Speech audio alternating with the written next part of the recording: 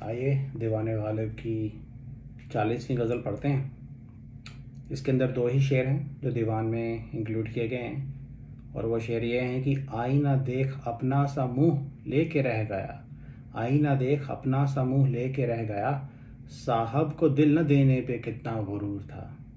कासिद को अपने हाथ से गर्दन न मारिए, कासिद को अपने हाथ से गर्दन न मारिए, उसकी खता नहीं है ये मेरा कसूर था।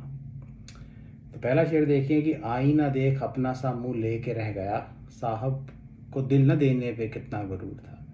तो बेसिकली पहली लाइन में उन्होंने कहा है कि आईना देख के, जिसको दूसरी लाइन में साहब कहा है वो महबूब है इसके अंदर, तो महबूब ने आईना देखा है और उसको कहते हैं कि वो अपना सा मुंह लेके रह गया।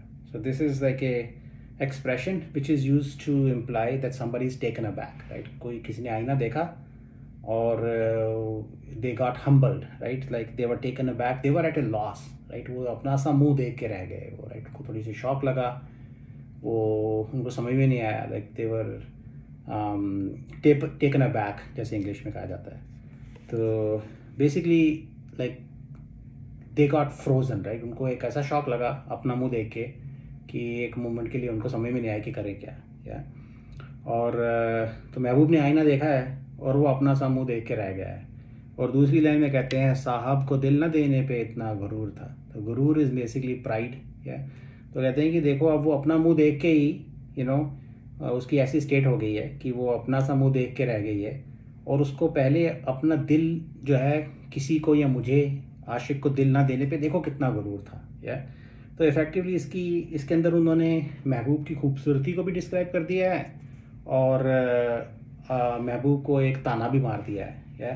तो वो अपना सा मुंह देख के she has been taken aback, why, because उसको अपनी खूबसूरती दिखाई दी। उसने पहली बार अपनी खूबसूरती देखी है, रियलाइज़ किया है कि मैं खुद कितनी खूबसूरत हूँ। और हुआ ये है कि उसको अपने आप से इश्क हो गया है, राइट। तो उसने अपने आप को ही दिल दे दिया है, राइट। उसको गुरूर था, साहिब को दिल न देने पे कितना गुरूर था। तो उसने she did not give her heart out to the lover in this case, Mirza Ghalib in this case. और उसको इस बात पे बहुत गुरूर था। तब वो कहते देख अब तेरे को समझ में आई बात, अब तेरे गुरूर तेरा टूटा क्योंकि तेरे को अपने आप से मोहब्बत हो गई है, या। तो अब उनको दिल ना देने की बात पे जो ताना भी मार दिया उन्होंने, और उनकी खूबसूरती को भी यहाँ पे डिस्क्राइब कर दिया महबूब की, राइट। सो ये सिचुएशन है।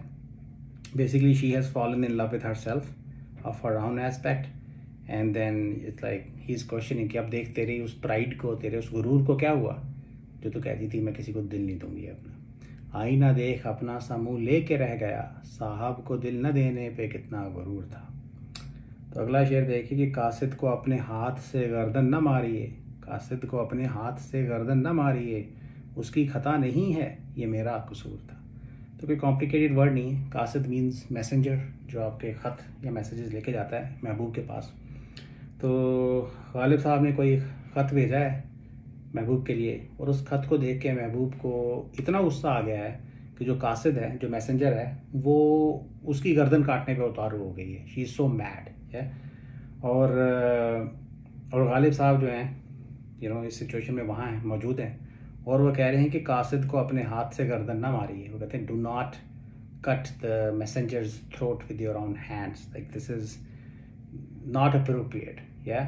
Like this is beneath your dignity, you will also be called a murderer, right?